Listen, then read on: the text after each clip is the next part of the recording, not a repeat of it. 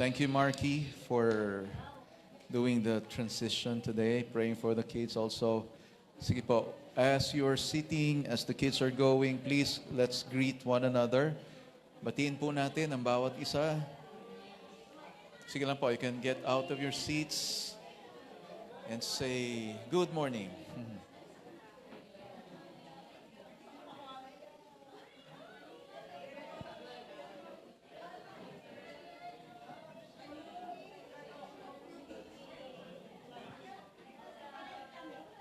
Sige lang po, take time to fellowship.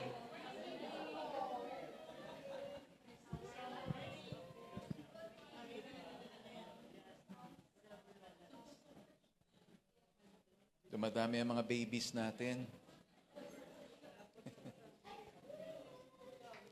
Sige, welcome po sa ating service this morning. Okay, you can settle down now.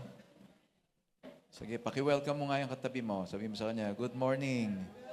Welcome. Ano? So I'm glad you're here today. Ayan. Okay, so every one of us doing okay? Wala naman nagkasakit, tinrangkaso, or ano? Galing na. Oh, magaling na. Okay? So yan. Mga previous weeks kasi may mga taong tinrangkaso, no? So mga inubo and all. But the good thing is the Lord heals us. The Lord is still in control. Okay, so this morning we're going to continue with our series entitled Stand. And I hope everybody's learning something from this. And I hope that every one of us are becoming more confident in our battles. So naniniwala ba kayo, araw-araw meron tayong kailangang paglabanan? We are in a war, sabi nga. And the war is kumbaga sabihin nating large-scale war worldwide. Every human being is in a war, and every day we battle. So may labanan araw-araw. And it's a battle of choices. Kung saan mo pipiliin or anong pipiliin mo. And that's why we said there are two kingdoms. The two kingdoms is the kingdom of darkness and the kingdom of light. And dun sa dalawang yon, ikaw ang pipili kung alin ang mananalo sa buhay mo.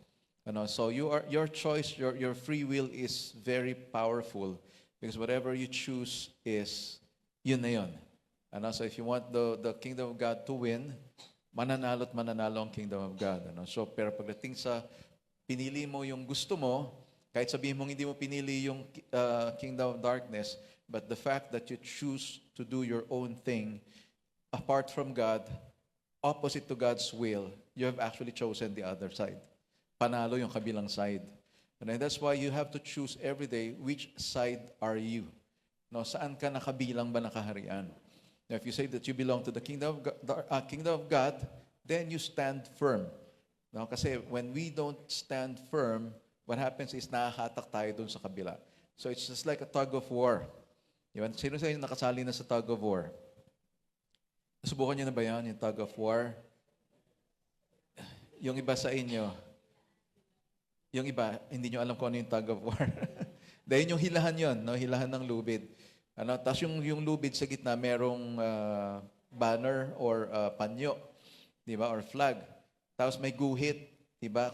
So hatakin ninyo yon, papunta dun sa side ninyo. Pag napunta sa side ninyo, panalo ka. Now, if you said you belong to the kingdom of God, then hihilahin mo papunta dun sa kingdom of God dyan. Pero yung kalaban, hindi siya papayag na hilahin mo siya. Kasi hindi siya pwede dun sa kingdom of God eh. And ang gusto niya mangyari is hilahin kanya papunta doon sa kanyang kaharian. And if we say we do not belong to the kingdom of darkness, then we'll have to pull hard. Kaya kailangan lumaban tayo ng husto and really to stand firm, stand our ground. So, kaya ang goal nga natin dito sa pinag-uusapan natin na ito is that yung talagang magdepende tayo sa Lord in our battles. Because you cannot fight the battles alone. Hindi mo kayang labanan ang diablo na mag-isa ka lang.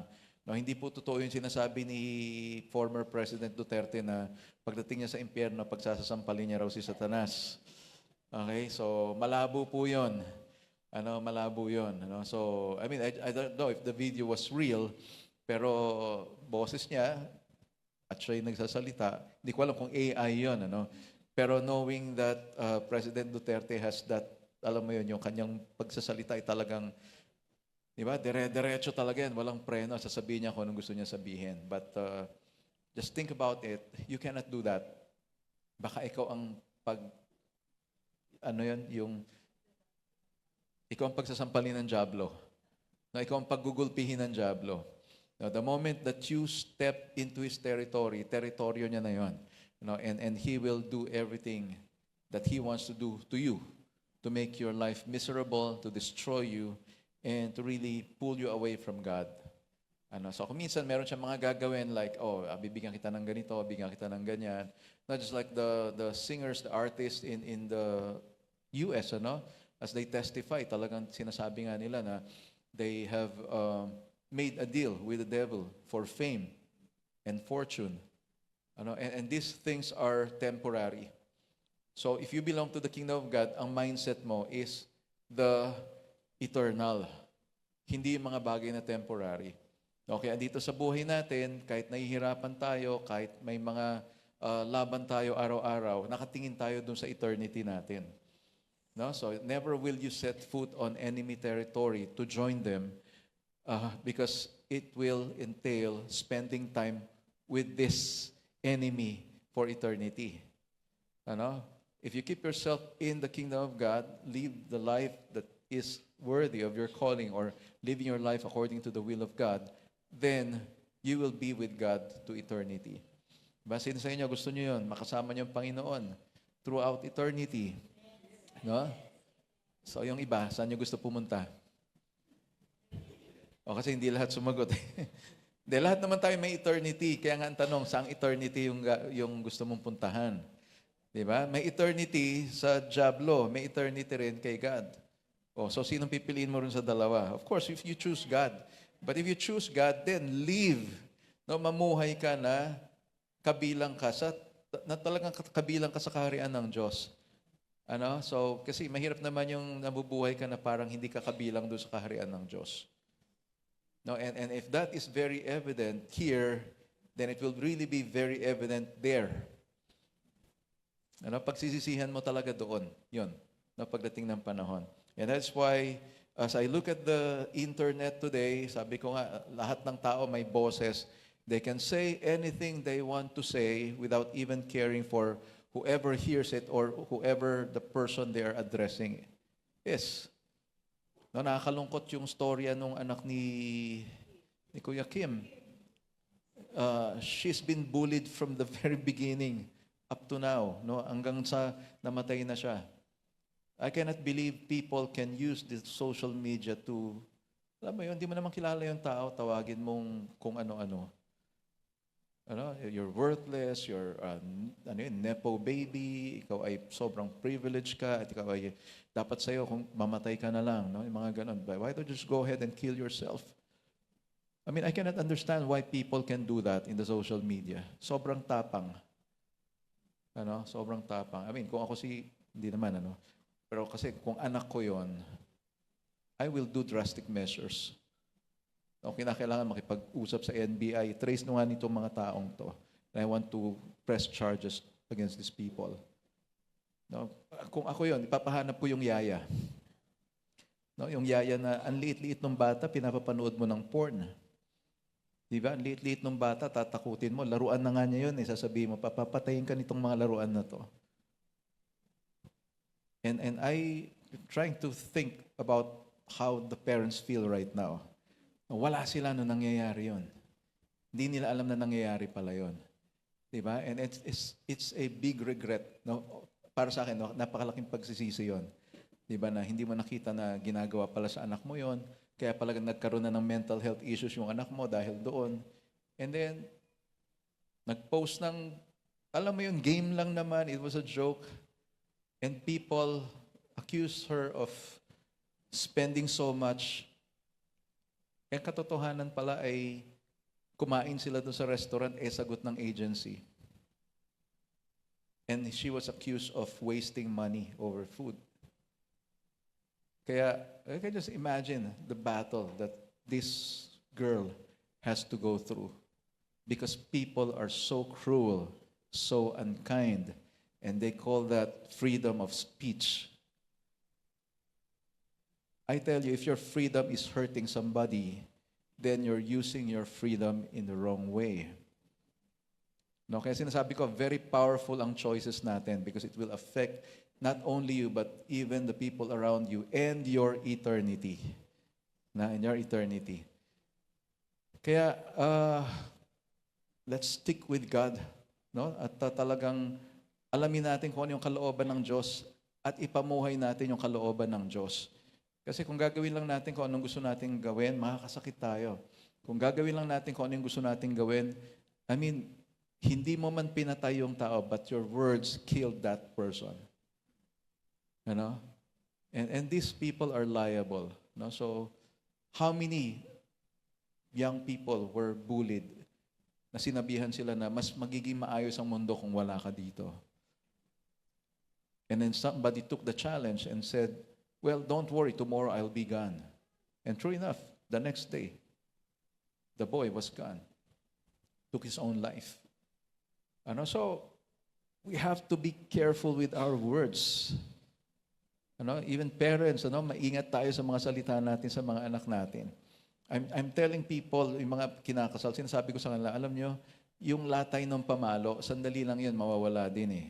Pero yung latay nung sinabi mo sa anak mo, dadalhin niya yon hanggang paglaki niya. Hanggang magkapamilya siya. Hanggang probably magkaroon na siya ng apo at apo sa tuhod at Kasi tumatatak talaga yon, no? As in talagang malalim ang dala niyang sugat. Okay? And that's why when we say words, let's say words that are appropriate for somebody who claims that he belongs to the kingdom of God. Now, kung sinasabi mo ikaw ay kabilang ka sa kaharian ng Diyos, bantayan mo yung sinasabi mo. Diba? So, we're supposed to encourage one another. We're supposed to lift up one another. Not to destroy. Because if you destroy somebody's life, you're actually doing the works of the devil. Naintindihan natin? Naintindihan ninyo?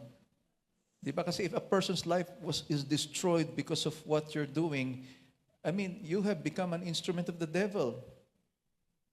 Why? Gawain ng diablo yun eh. Gawain ng diablo na manira. Ang gawain ng Diyos ay i-build up, i-establish yung isang tao sa kanyang kaharian. And yet, there are people na parang bang okay lang sa kanila na, alam mo yon, to discourage somebody, for the sake of defending their own identity.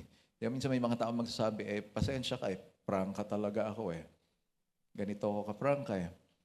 Well, if you're a believer, if you're a Christian, you can change. You can change. Naalala ko, nung single pa kami ng wife ko nasigawan ako niyan eh.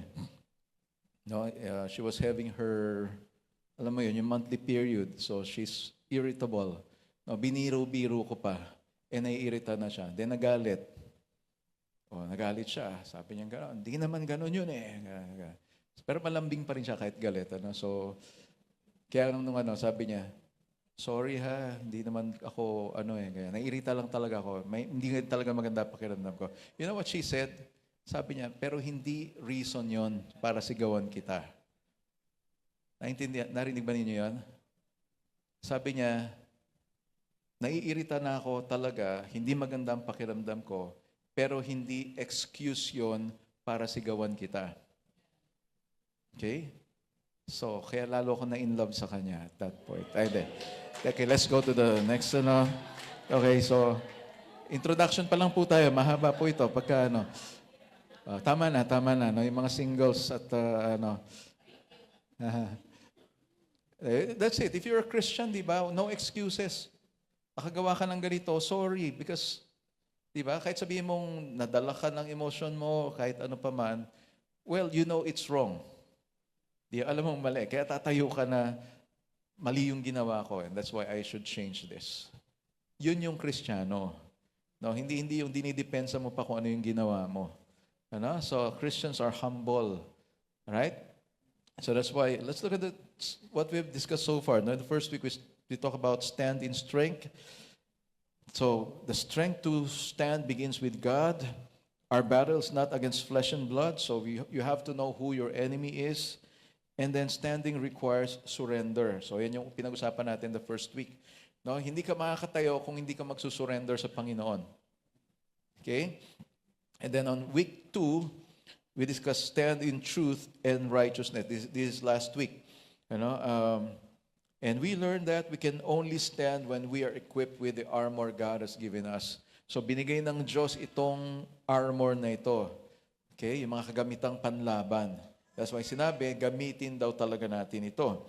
No? And then secondly, we fight the enemy's lies with the word of truth. Okay? So, syempre, kasi nangulingan, ang katapat niya, katotohanan. At kung ikaw ay sa katotohanan, madali mong ma-identify ang kasinungalingan. You know, believe nga ako doon sa mga counselors na yung kausap nila nalalaman nila na kung nagsisinungaling o kung nagsasabi ng totoo. Yeah, because of body language, ano? So yung yung galaw ng mata, di ba? So malalaman mo kung nagsisinungaling. Okay? And how much more pagdating sa Panginoon, alam na alam ng Panginoon kung ano yung laman ng puso mo. No, you cannot hide anything. And so, if you belong to the truth, you can easily identify lies. Madali mong ma-identify yung mga kasinungalingan ng diablo. And lastly, number 3, last week na pinag-usapan natin, protect your heart with the righteousness that comes from God. Kasi in-introduce na rito kung ano yung mga armor na binigay ng Diyos sa atin. Diba? We start off with the belt of truth. Ano? Yung belt holds everything together. And then yung breastplate of righteousness, actually hindi lang siya, sa ROTC kasi namin, meron kaming breastplate, ganito lang kaliit nakakabit dito Ano? So doon namin pinapatama yung aming sword, no? Pagka kami. So, pagdating sa labanan, yung breastplate ay buong harapan mo, no? Dibdib, tiyan, ano? So covered talaga siya. But anyway, later I'll show you a picture of that. Okay, so ngayon pag-usapan natin, stand ready for battle. Are you ready for battle? Yes. Tayo lahat. Okay, mukhang bagong gising pa kayo Come on, let's all stand up. Let's look at the scriptures. Okay. Hindi ko sinabing stand up at lalaban tayo. No? Let's look at the scriptures. Okay, Ephesians chapter 6, verses 10 to 17. But we will be focusing on verses 15 to 17. Now, nag-start lang tayo sa 10 para makita natin yung buong picture. Okay? Ephesians 6:10 to 17 from the English Standard Version. Finally, be strong in the Lord and in the strength of His might. Put on the whole armor of God, that you may be able to stand against the schemes of the devil. For we do not wrestle against flesh and blood, but against the rulers, against the authorities, against the cosmic powers, over this present darkness, against the spiritual forces of evil in the heavenly places. Therefore, take up the whole armor of God, that you may be able to withstand in the evil day, and having done all, to stand firm. Verse 14, stand therefore, having fastened on the belt of truth, and having put on the breastplate of righteousness, and as shoes for your feet, having put on the readiness given by the gospel of peace. In all circumstances, take up the shield of faith, with which you can extinguish all the flaming darts of the evil one, and take the helmet of salvation and the sword of the Spirit, which is the word of God. Let's all bow down our heads and let us pray. Lord, we thank you for your word. We pray that you'll bless this time as your word is read and as your message is going to be declared. We pray, Father, that you will speak to every one of us. Lord, let your presence fill this place and let your Spirit speak to each one's heart and really have that realization, Lord God, that you are the one who's speaking into each one's heart, Lord God. And we even thank you that your grace abounds this time, Lord God, and every day of our lives, so that we'll be able to do your will and glorify your name, O Father. Thank you very much, Lord. In Jesus' name we pray. Amen. Amen. Okay, you can take your seats now. Sige, palakpakan lang natin ang Lord. Kung para sa Lord yan, tuloy nyo lang. No? So, all right. We give all the glory to God in all this. No? So, ayan, stand. No? So we're talking about stand ready for battle. So as I was saying, sinabi doon, no, having done this, having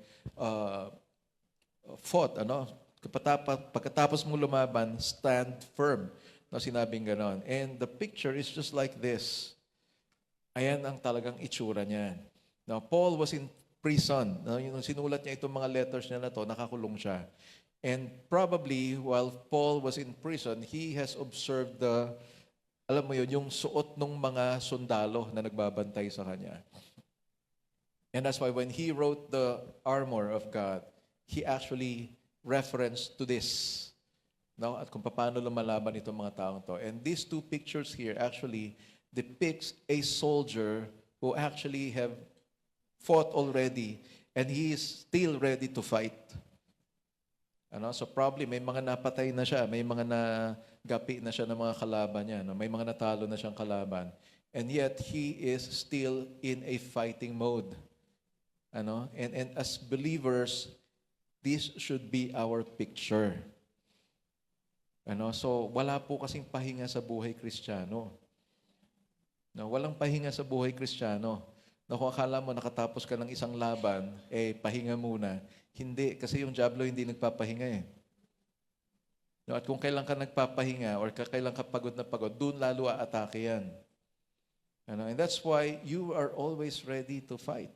No, kaya nga, naalala ko nga yung movie na Black Hawk Down when I was studying this. And I mentioned that the first time, nung sa first week natin. No, doon sa Black Hawk Down, ang motto nila, leave no man behind.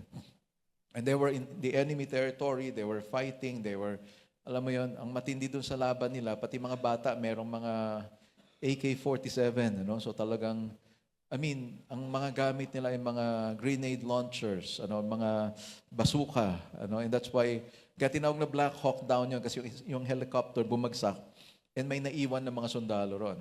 And they have to extract them, kahit patay na, dadalhin nila yon, kukunin nila. Kasi leave no man behind And there is that scene, yung eksena dun sa bandang huli, it was si Eric Bana, pinakita ron na talagang he was fierce in fighting.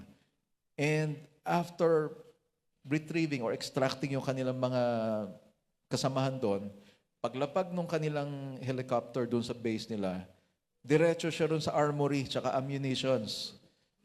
And he started choosing his weapons, alam mo yun, yung mga bullets na gagamitin niya, grenade and all. Alam mo yun, talagang kalalapag pa lang nung helicopter, nag-uumpisa na uli siya mag-prepare for fight. And siguro, yung susunod na helicopter na aalis, papunta ron sa labanan, sasakay na siya kaagad to fight. So, hindi po ito yung, nakakapagod naman, So, salamat, na-extract na natin sila. Pahinga muna tayo, relax muna tayo.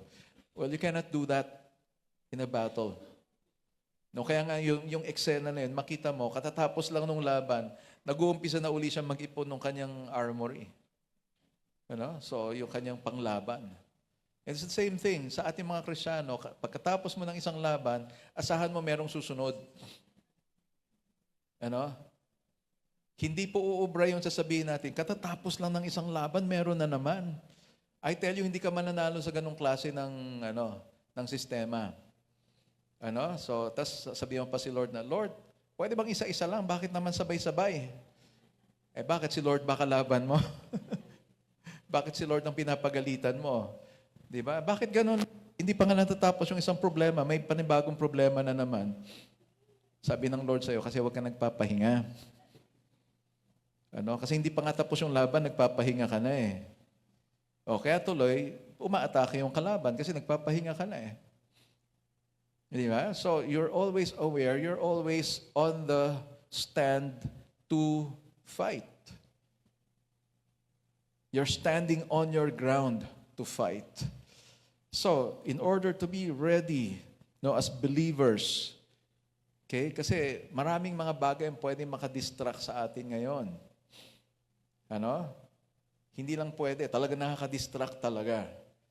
Diba? Yun lang hawak natin ng mga gadgets na yan. Malaking distraction yan No, alam niyo ba nung nagtanong sa AI, paano mo ilalayo sa Diyos yung mga Kristiyano? Sabi niya, bibigyan ko sila ng endless scrolling. Endless scrolling. Ganun ang ganun. Diba? Ganun ang ganun. Tapos kung di naman ganun ng ganun, ganun naman ang ganun. So dalawang daliri na ngayon. Dati ito lang eh. Ngayon meron pang ganun. Ano? So scroll, scroll, scroll, scroll, scroll. And the next thing you know, ubos na yung oras mo.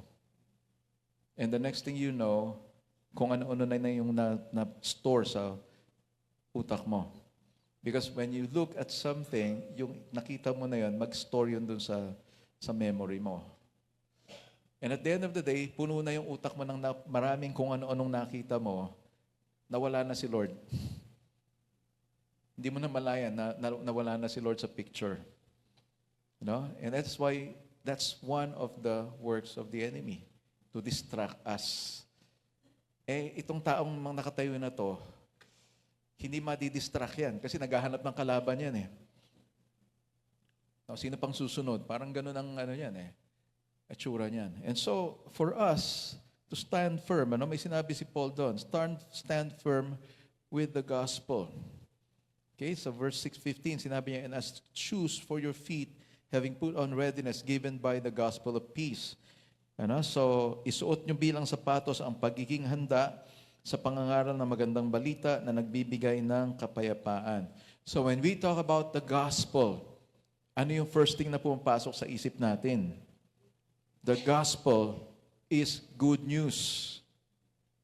So, and what is that news? If you belong to the kingdom of God, you have a good news. Kaya hindi po pwedeng lalanta-lanta, hindi pwedeng, alam mo yung lulugo-lugo. Kasi you have something good that you have received. We are all recipients of that good news.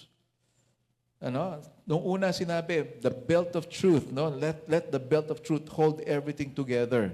And then protect your heart with God's righteousness. The righteousness that comes from God. Now, He is saying, put on the sandals of the readiness of the gospel of peace. So, good news na siya, good news of peace pa siya. Okay? So, the gospel of peace. Magandang balita na nagbibigay ng kapayapaan. And if it's good news, then you rejoice. Di ba? Ang problem natin, nakafocus tayo lagi doon sa problem. Nakafocus lagi tayo doon sa kung ano yung mairereklamo natin. When in fact, you have something good that you have received. The good news is that the Lord God came down here on earth to rescue us, to save us. And in doing so, He died, paying for our sins. He was buried, and He rose once again. That is the gospel. Inabot tayo ng Diyos, bumaba ang Diyos, namatay siya para sa pagbayaran yung kasalanan natin. Inilibing siya, pero 3 araw pagkatapos siyang ilibing, nabuhay siya uli. Which talks about an even better news. Anong sinasabi nung resurrection ni Jesus Christ? Ang ibig sabihin nun, panalo ka na. Ang ibig sabihin nun, tagumpay ang Panginoon. Ibig sabihin nun, natalo na yung kalaban. If you understand that, you will not be overcome by the enemy. Kasi ang nilalabanan mong kalaban, talo na. Talunan na. So if you know that, you will be able to stand. So yung word na ginamit dito is preparation or readiness. In other version is preparation, ang word na ginamit. And prepare or being ready means providing a steady footing. Ibig sabihin, yung sandals na yon will enable you to stand with firmness. Na hindi ka madudulas, hindi ka matutumba. Okay? Sa mga sundalo, importante yung footing nila. Okay? Yung how they stand. I mean, kung ang bota nila, yung boots nila, ay walang spikes, madulas, paano sila lalaban? Di ba? Walang kakapit do sa lupa. And that's why when you look at the sandals of the Roman soldiers, you will find this. Yan. No, meron siya parang mga bolts yun, no? Actually, mga pako yun. Ano? Para kumapit yung kanilang sandals sa lupa. No, so yung readiness na sinasabi is yung preparation to stand. The readiness to stand. And you are standing on the gospel.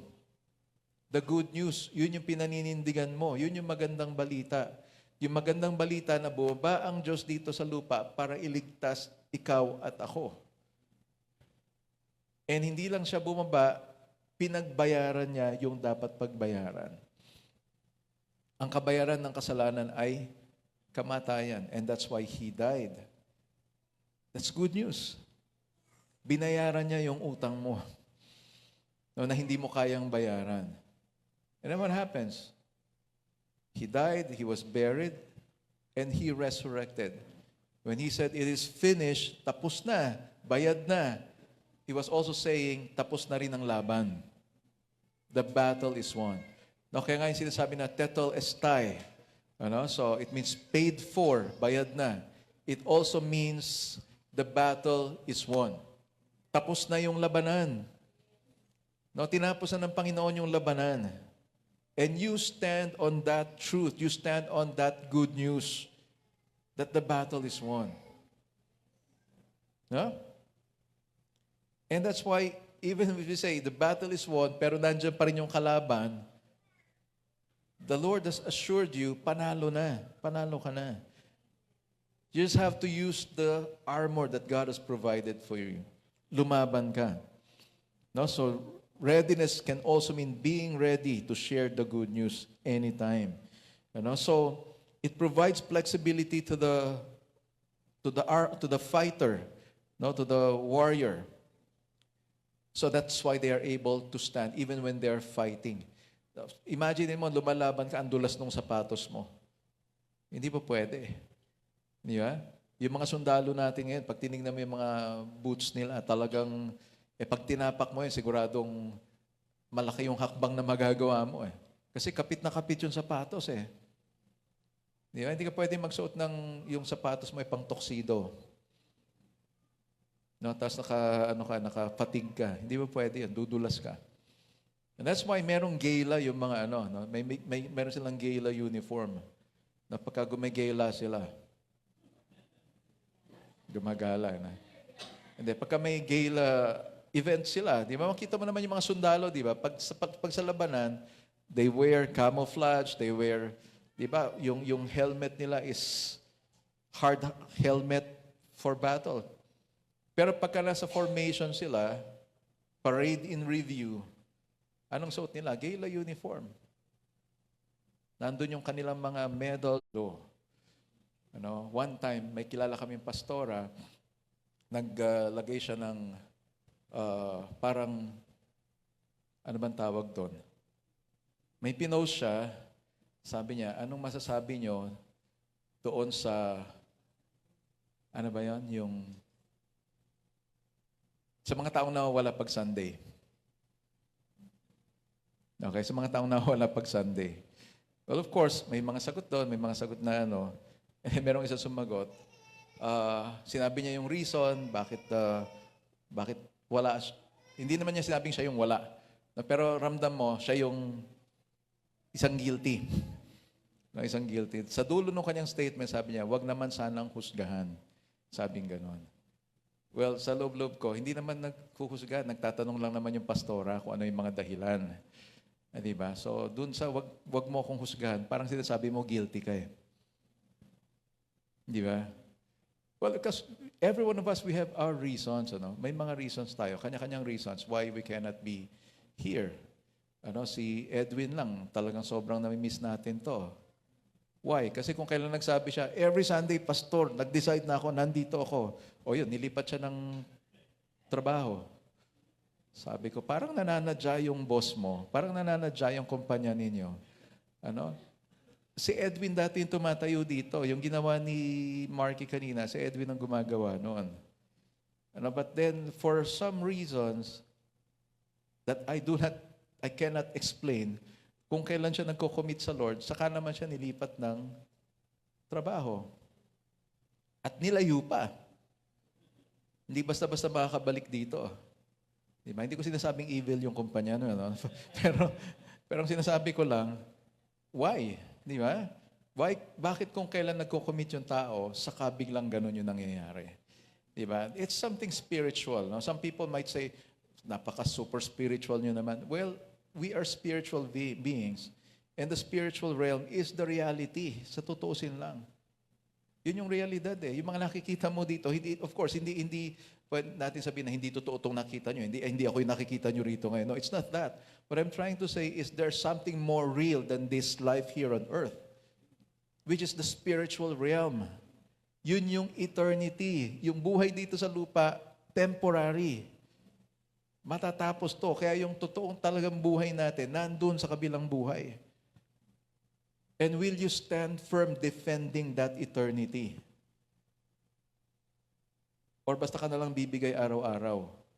Tapos reklamo ka ng reklamo. Lord, ano ba naman itong buhay na to? Ang hirap-hirap naman maging Kristiyano. Sana hindi na lang ako naging Kristiyano. I mean, I tell you, if you say that, tuwang-tuwa, pumapalakpak yung kalaban. Well said, well said. You know? Why? Kasi yun yung gusto ng kalaban eh. Lumipat ka na sa kanya eh. No? Kaya ingat tayo, no? Kapag meron kang dinadaanan, lahat tayo naman lagi may pinagdadaanan. Ang tanong, nakadaan na ba talaga tayo? Di ba kasi minsan may mga makakausap kang tao, may pinagdadaanan ako eh. Pag tinanong mo, anong pinagdadaanan mo?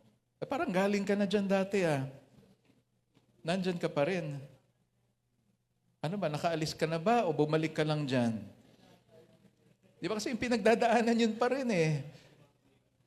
Tumambay, hindi ka naman yata talaga dumaan eh. Tumambay ka dyan eh. Di ba? And that's what the devil wants. I-prolong yung paghihirap mo. Tapos ang masaklap, si Lord ang nasisisi. Ano, kung pwede lang kumanta si Lord nung kanta ni Freddy Aguilar eh. Ako ang nakikita. Ako ang nasisisi. Ako ang laging may kasalanan. Sino pong patay na? Ay, patay na po ba? Hindi, pero buhay pa po yung kanta. No? E, pag-isipin mo, bakit si Lord lagi yung nasisisi? Di ba? Bakit si Lord lagi yung sinasa isang tabi? May problema ako eh. Hindi na muna ako attend ng Bible study natin. Kaya anong kinalaman ng Bible study doon sa problema mo? Bumigat ba yung problema mo dahil sa Bible study? Di ba nga, kaya nga in-invite sa Bible study para ma-encourage ka eh. Di ba? Wala muna ako sa church kasi ang bigat talaga ng problema ko. Yung bang pagkawala mo sa church, makakasolve ng problem mo? Bakit laging si Lord ang sinais sa isang tabi? Bakit yung church ang sinasa isang tabi? Is the church eating most of your time na hindi mo masolusyonan yung problema mo? Hindi naman, di ba? So think about what you are choosing to do. Kasi baka hindi mo namamalayan, nililin lang ka na ng kalaban. Diba? Hindi mo na ako magpapakita ha, kasi ang bigat ng problema ko eh. Isolating yourself is very dangerous. Kaya yung mga tao nag-isolate ended up ending their lives. Just like si Eman. Sinarili niya eh. Hindi niya pinaalam sa magulang niya. She isolated herself. Na pinili niyang labanan yung sitwasyon niya by herself until eventually she gave up. Sobrang gulo na yung utak niya eh. So she was talking about misogynist, feminism, yun na yung mga ideas niya eh. And that's all because a yaya destroyed her formative years. So imaginein mo yon. Okay? So stand firm with the gospel. Secondly, let your faith protect you Oops. Let your faith protect you from spiritual attacks. Okay? Ephesians 6:16 says, in all circumstances, take up the shield of faith with which you can extinguish all the flaming darts of the devil or of the evil one, and take the helmet of salvation and the sword of the Spirit, which is the Word of God. Okay, sa Tagalog, yung verse 16 lang po, no? Sabi rito, hindi lang yan, gamitin din ninyo bilang panangga ang pananampalataya ninyo para hindi kayo tablan ng mga panunukso ni Satanas na parang mga palasong nagliliyab. So this is how it looks like. No, in a physical battle during ancient times, yan yung palaso na ginagamit ng mga lumalaban. Why? Hindi ka lang masasaksak niyan, susunugin ka pa niyan. And that actually, Paul uses that to, alam mo yun, to describe the attacks of the enemy. No, hindi ka lang sasaktan, susunugin ka. It will consume you. Ano? So, enemy attacks po yan. No? The flaming arrows are the wicked schemes of the evil one. Wicked schemes, ibig sabihin, meron siyang laging pinaplano para sa'yo that will destroy your life. Okay? So it represents the devil's plans for your life. He hurls it, and he wants to weaken your faith with it. Ano? So, he is determined to destroy us. He is determined to take us down. Hindi niya plano na pahinain ka, pabagalin ka, or pahintuin ka. Ang plano niya is totally mawasak ka. So that you can belong to His kingdom. Ano? So, anong ginagawa niya? Lagi siyang loaded. Every day he is loaded with all his arrows. And every day he shoots this arrows to every one of us. Itinitira niya sa atin ito. And that is why if you are not in faith, ayaw mo naman ng palataya sa Panginoon, tatamaan at tatamaan ka nitong mga arrows na to. I mean, nobody in his right mind, although dito sa Pilipinas, nagbabarilan na, nanonood pa yung mga tao as if kala mo nasa sinehan. Akala nila nanonood sila ng shooting ng pelikula. When in fact, totoong bala na yung mga lumilipad. Ibang klase talaga mga Pilipino eh. Di ba? Pero dun sa mga taong lumalaban, yung mga pinapanood ng mga Pilipino during the EDSA Revolution, di ba yung mga nagbabarilan, nagsisipagtaguan sila. Okay, babaril, tatago. Pero yung mga usyusero, ayun, nakalantad, lantad na lantad. Sino kayo mananalo dito sa dalawang to? I mean, nagliliparan yung bala, ikaw nandun ka, galing, ganda ng itsura niya doon, ganda ng... I mean, anong napapala mo doon? That's danger. And we as Christians, we are not called to be spectators. Wala pong osuserong Kristiyano. Okay? Walang Kristiyanong osusero. Kasi ikaw mismo yung nandun sa laban. Okay? Ikaw mismo yung nandun sa laban. Ang nanonood sa'yo is God Himself. Actually, hindi ka lang niya pinapanood, inaalalayan ka niya dun sa laban. You know? And that's why, don't think of it as, hayaan na natin sila dyan. Si pastor, kayang-kaya niya na yan. Well, you know what? Ang goal ko is that you become victorious sa buhay mo. Kung ano man yung pinagdadaanan mo, ang goal ko, malampasan mo na siya, makalabas ka na rin sa dinadaanan mo. Okay?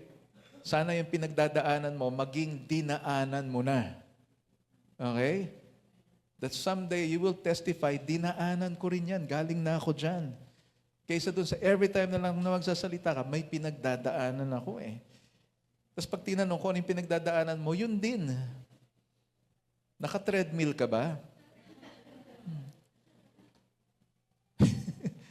Di ba? Yung treadmill lang naman yung hakbang ka ng hakbang, naka 10 kilometro ka na, nandun ka pa rin eh. Di ba? Pero in the real battle, especially when it comes to the spiritual battle, dadaanan mo lang yan. And I hope someday, all of us will testify, Pastor, may pinagdaanan ako dati. Ngayon, dinaanan ko na lang yon. At hindi na ako uli dadaan doon. Di ba? Hindi na uli ako dadaan doon. Sino sa inyo, pag may nadaanan kayong hindi maganda, babalik ka pa rin?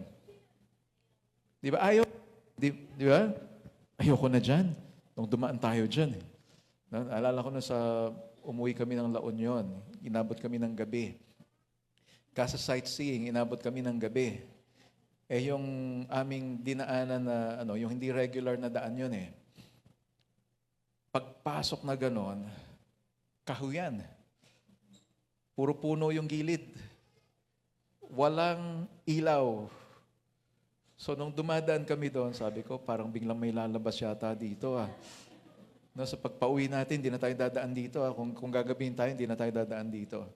Natakot kami. Pero sabi ko, siguro maganda siya sa umaga. So kaya nung bumiyahe uli kami the next time, dumaan uli kami doon, ang ganda pala niya sa umaga. Pero nakakatakot sa gabi. O kaya hindi ka nadadaan doon sa gabi. Sa umaga ka na lang dadaan. Alam niyo kung ano pang ginawa namin? Dahil hindi na kami natatakot, bumaba pa kami ng kotse at nag-picture taking pa kami. Because the place was really beautiful sa umaga. But of course, again, as I was saying, pag meron ka ng masamang experience sa daan na yon, ayaw mo nang bumalik doon sa daan na yon. And so kung may pinagdaanan ka, daanan mo na. At iwan mo na yung dinaanan mo na yon. Iwanan mo na yung dinaanan mo na yon. You know why? Because the arrows of the enemy can fly from the tongue of another person. Let me repeat that again for the second time, once more. Okay? The arrows of the enemy, the fiery arrows of the enemy can fly from the tongue of another person. Nakuha ninyo? Yung palaso daw ng kalaban, pwedeng lumipad galing sa dila ng isang tao. And there's a lot of people, alam mo yun, sobrang talim ng dila. Kaya sinasabi ko nga kanina, isipin mo sabihin dun sa bata, magpakamatay ka na lang. I mean, why would you say that? These are words that discourage us. These are words, they can come from lies, deception, sinful, hateful attitude, and they strike from our doubts, fears, past hurts, disappointments, rebellion, selfishness, guilt, and shame. Kaya kahit sinasabi ko kanina, kung nasabihan ka man ng hindi maganda noon, nadaanan mo yon, I hope iiwan mo yun. After you say to yourself, hindi ako yung sinasabi na yun.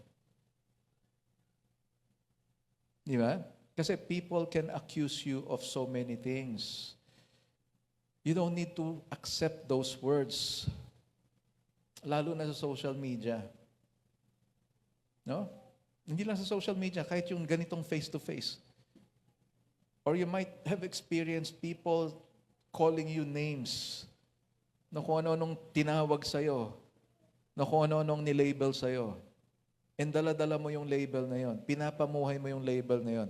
Kasi pinaniwalaan mo yung sinabi nila na ganito ka. You have to think deeply and look intently at yourself. You are a person created in the image of God. You are a person created in the image of God. And I believe the Lord is pleased with every one of us here. No, the devil is the accuser. Siya yung nagsasabi ng masasamang bagay tungkol sa iyo. And that's why, kung ikaw din naman yung nagsasabi ng masasamang bagay sa ibang tao, please refrain from doing that. You know why? Again, it is the work of the evil one. You're doing the work of the devil when you do that. Okay, ganun lang naman kasimple yun. Kung hindi sa Lord yung ginagawa mo, kanino pa ba yun? Dalawa lang yun. Okay? So, from past hurts, kung ano man yung nakaraan na yon, iwanan mo na yon. The enemy will always fire his darts of the past to you. Eto ka noon eh. Ito ginawa mo eh. Ganyan ka eh. Kaya ganito ka ngayon kasi yung ginawa mo noon eh. That's what the devil will do to you. And sometimes he will use people to say that to you. Na talagang maririnig ng dalawang tenga mo. And again, the choice is yours. The choice is yours. Will you use your faith to extinguish those words? Ano? Kasi kapag ka ginamit mo yung faith mo, ganito itsura niyan. What's happening? Wala na bang battery ito? Meron pa naman ah. Ayan. Okay. Parang nasira yung suspense ko eh. No? Ang tagal lumabas eh. Pero naintindihan ninyo, in the spiritual realm, ayan ang itsura mo. Pag pinili mong manampalataya sa Lord. That's who you are in the spiritual realm. Okay? Kung tingin mo sa sarili mo, gaganyan-ganyan ka in the physical realm, in the spiritual realm, if you choose to trust God, ito itsura mo. The devil fires his arrow to you and you use your faith to shield, not only to shield yourself, but to extinguish the fiery darts of the enemy. In the ancient times, yung kanilang mga, yung mga, what you call that, yung shield nila, panangga nila, may ipinapahid sila doon. Na pag tumusok yung palaso ng kalaban, mamamatay yung apoy. So kaya, hindi basta-basta lang na panangga lang, para tumalbog lang yung nung kalaban. Hindi, pinapatay niya yung apoy ng kalaban. And that's why when the devil shoots you with an arrow of lies, kaya mong i-extinguish yun. Kasi nungalingan yun, hindi totoo yun eh. Hindi ako yung sinasabi niya na yun eh. And that's why if you stand for the truth, you will stand confidently kasi nasa katotohanan ka eh. And that's why whatever the devil will throw at you, kahit anong kasinungalingan ng ibato ng diablo sa'yo, hindi tatalab sa'yo. Kasi alam mo kung sino ka sa Panginoon eh. Alam mo yung katotohanan. And as long as you choose to trust God, you are shielded from the lies of the enemy. His lies, his accusations. And I tell you, kapag binaba mo yung shield na yon at tinamaan ka, it can result to discouragement, disappointment, doubt, frustrations. So, pati salita ng Diyos pagdududahan mo. And of course, you will give up eventually. So, know who you are in the Lord. Okay? Number 3, be confident of your salvation. So, in order for you to stand ready for battle, be secured with your salvation. Pakikalabit yung katabi. Pakikalabit. Sabihin mo, gising ka pa ba?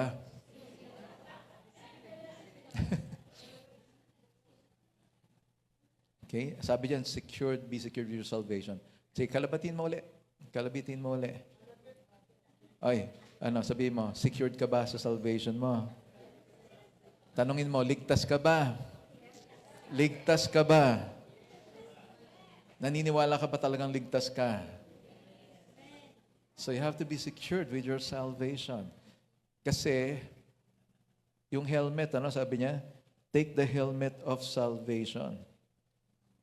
Or isuot ninyo bilang helmet ang tinanggap ninyong kaligtasan. So, the helmet protects the head. And yung mga mata natin, pag may mga nakikita tayo, pumapasok yan sa isip natin. Sa utak natin. Pinoprocess ng utak natin. But then, if we are not aware, you might fall into a trap. So, the helmet actually is the realization or the reminder that you are saved. And that is why it reminds you, ligtas nga pala ako. It reminds you, dun pala ako sa kaharian ng Diyos. Diba? Kaya nga yung mga helmet ng sundalo, merong mga symbols yun eh. Malalaman kung kanino ka. Diba? So malalaman kung kaninong grupo ka. In the same way, the helmet of salvation identifies you that you belong to the kingdom of God. And so anything that happens, whatever the enemy will throw at you, your mind should be protected. No? So teka muna, ligtas nga pala ako eh. Teka muna, Kristiyano nga pala ako, hindi pala pwede ito. Ano? That should enable you to realize that you should not fall into the trap of the enemy. Ano? So one of Satan's most effective weapons against us is discouragement. No, kapag ka in-entertain mo yung discouragement na yun, it will burn inside of you. No, it will burn inside of you. And sometimes you doubt the Word of God. Sometimes you think of giving up. No, naalala ko yung song na The Warrior is a Child. Di ba? Merong part yung song na I throw, di ba? Tinapon niya yung kanyang sword. I drop my sword and cry out for a while. No, umiyak na lang. No, na-discourage.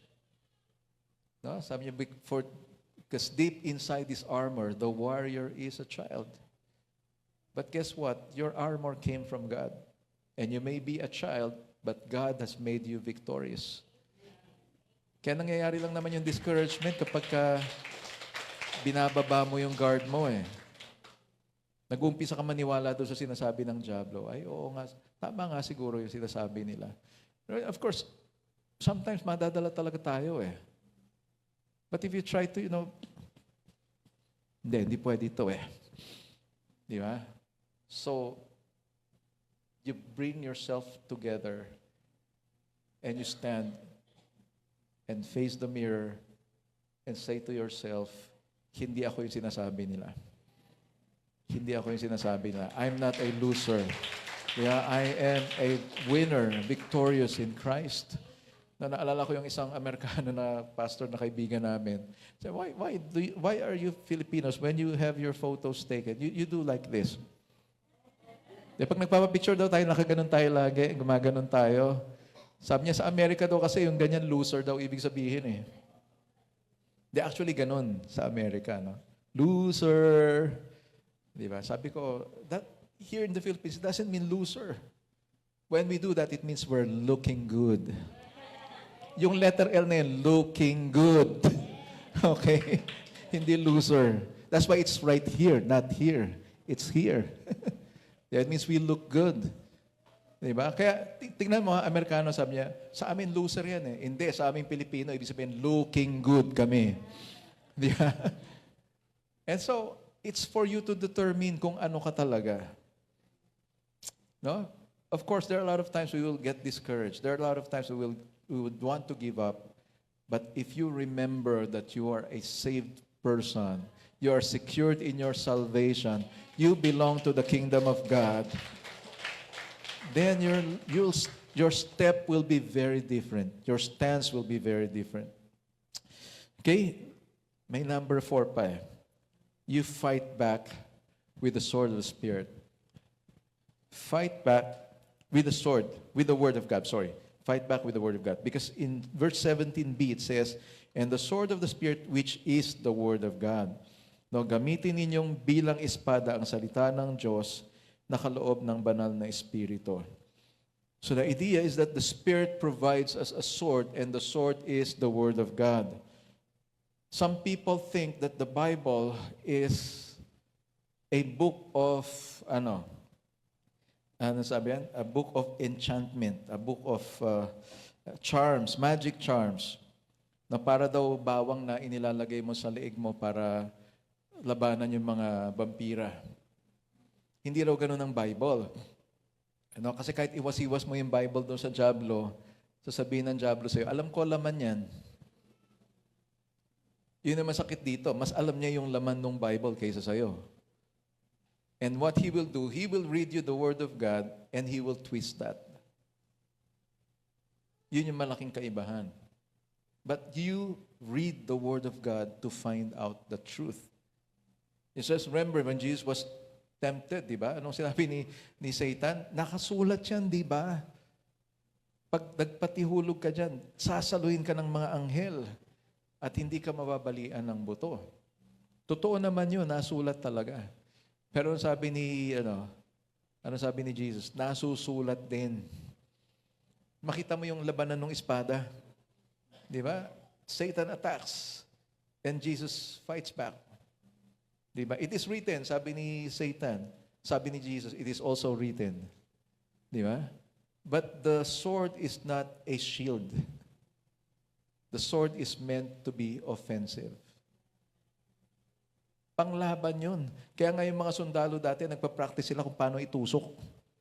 Paano itusok sa kalaban yung espada nila. No, hindi naman kasi pang ganun-ganun lang yan. Di ba? Dati yung sa ROTC namin, pinaglalaroan namin yung sword, iniikot-ikot namin na gano'n, tapos siya lalagay doon sa scabbard. Sabi nung kakilala ko, alam mo, pag ginawa mo yan sa amin noon, pinapakagat sa amin yung sword.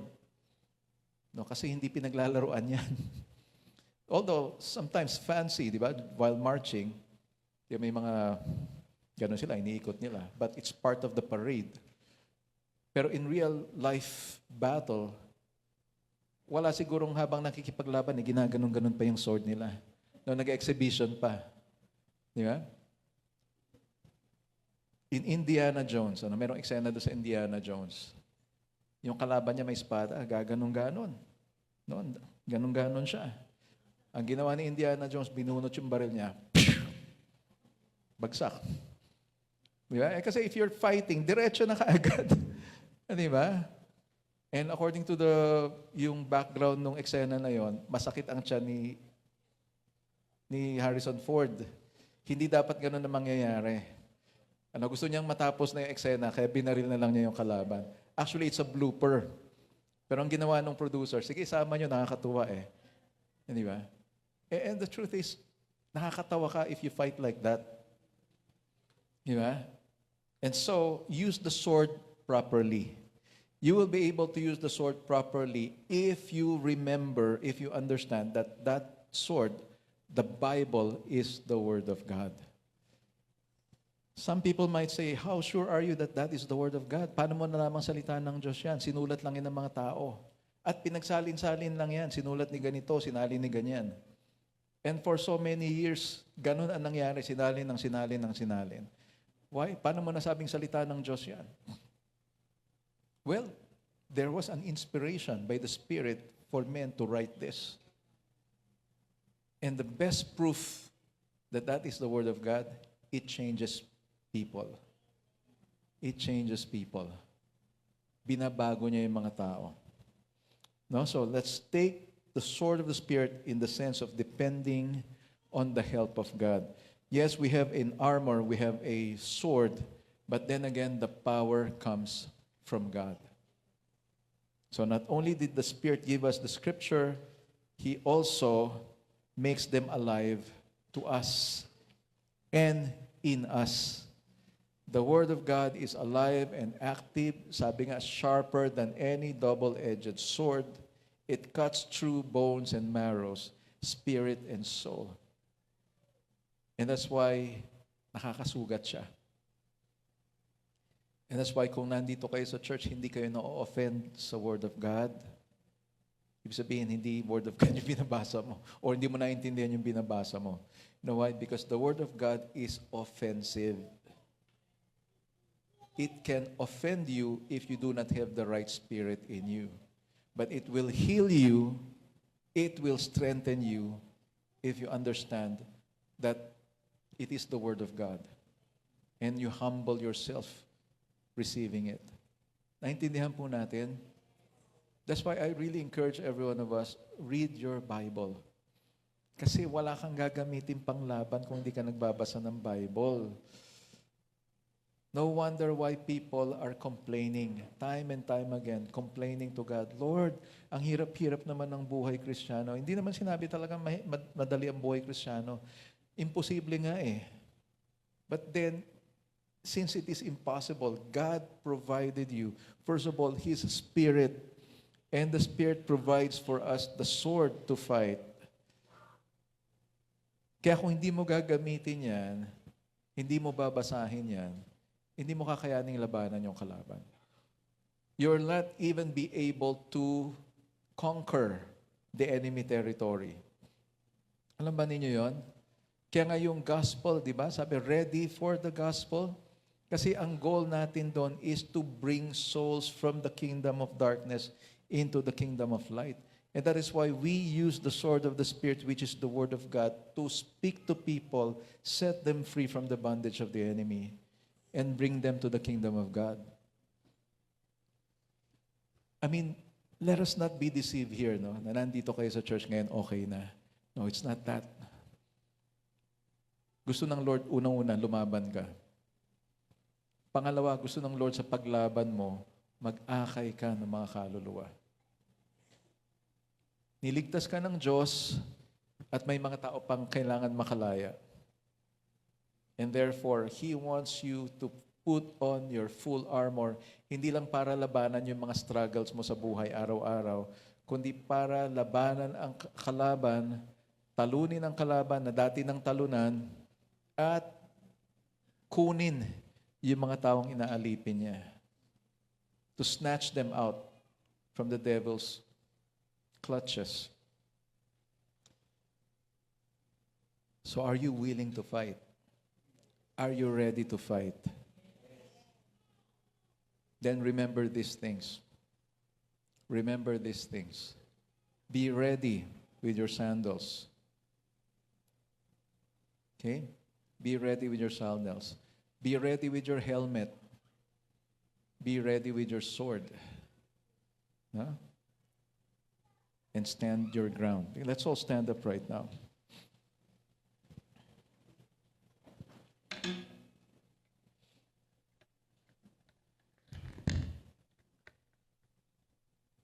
Before I pray, I just would like to give everyone a chance here.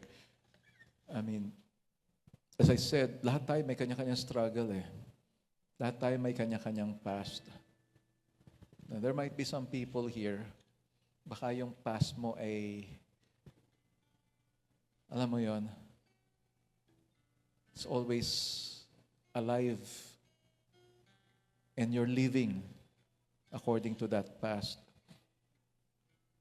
You might be living according to the label that has been placed upon you. Eto talaga ako eh. Hindi na ako magbabago eh. You know what I tell you? The Lord is telling you, pwede pa mabago yan. Pwede pa mabago yan. And I would like for you to come to the Lord this time. Whatever that is, no? Kahit ano pa yung nasa puso mo ngayon. Ano yung nasa isip mo, whether that be hurt, whether that be an insult that is, alam mo yun, nagkokontrol na sa buhay mo. And you cannot function properly because, or you cannot think well, you cannot think properly because of these things that has been done to you. Again, hindi po tao ang kalaban natin. Ano? Kalaban natin ay spirits. And itong mga espiritu na to, nag-uudyok sa mga tao para gawin yung mga ginagawa nila. And it affects us. It affects us. You have a choice right now to stand firm. The good news is that the Lord came here to save us, to rescue us, pay the price for our sins. And not only that, He came so that we will become victorious in our daily battles. So kung ano man yung pinaglalabanan mo, ano yung pinagdadaanan mo, kaya sabi ko kanina, mag-pray tayo ngayon, no? Na yung pinagdadaanan mo, maging dinaanan mo na lang. No? Nalampasan mo na siya. So as we pray right now, just go ahead, right where you are, right where we are, talk to the Lord. Speak to God right now. Tell Him. Tell Him how you feel. Ano yung nararamdaman mo? Ano yung masakit na nagawa sa'yo, sinabi sa'yo? Whatever that is, sabihin mo sa Panginoon.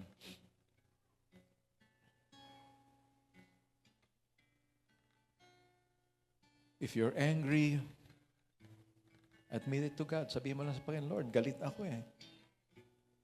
Talagang masakit, masama yung ginawa sa akin eh. And I hated that person. Just admit it before God. And let God heal you today.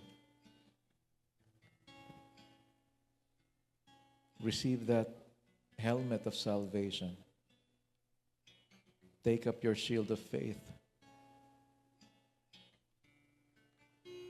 And always be ready, because the good news is you are victorious in God, in Christ Jesus.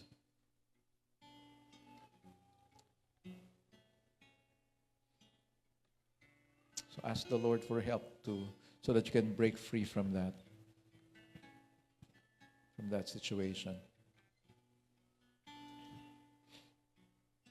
Okay, let's pray. Lord, we acknowledge, Father, that apart from you, we can do nothing. Apart from you, Lord, we are helpless. Apart from you, Lord, there's nothing we can do to win this battle. Lord, apart from you, we are losers. But we thank you that by your grace, because of your loving kindness, you chose to come here on earth. Bumaba ka po dito sa lupa.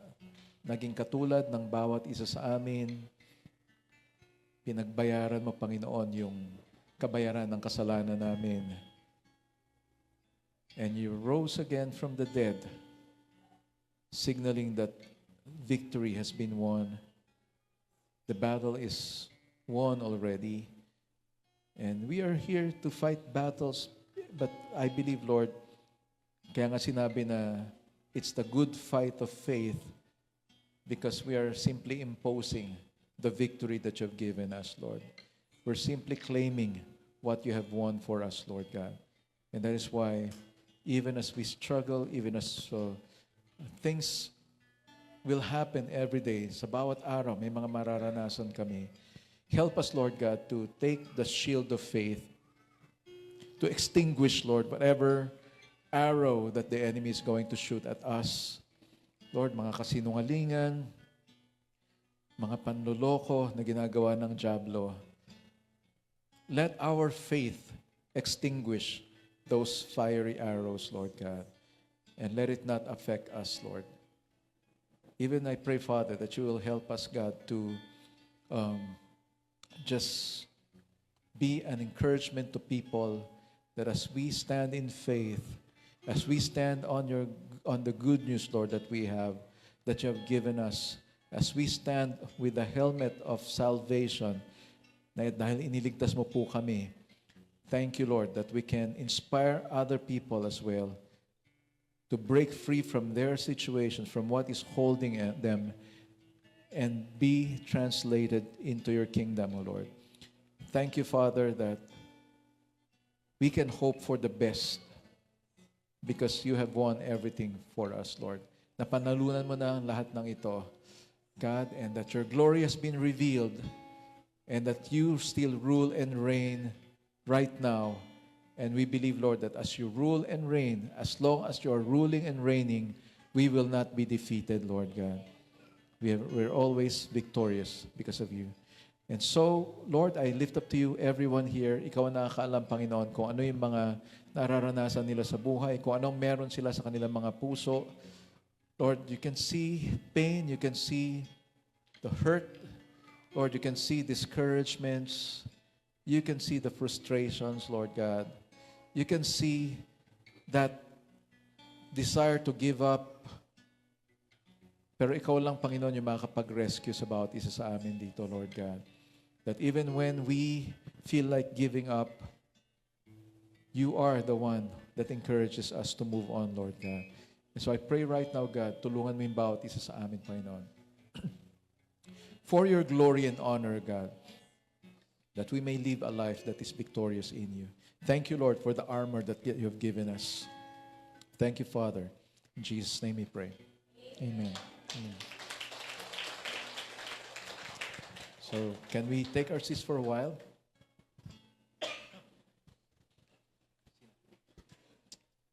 Let us call Pam for our offering.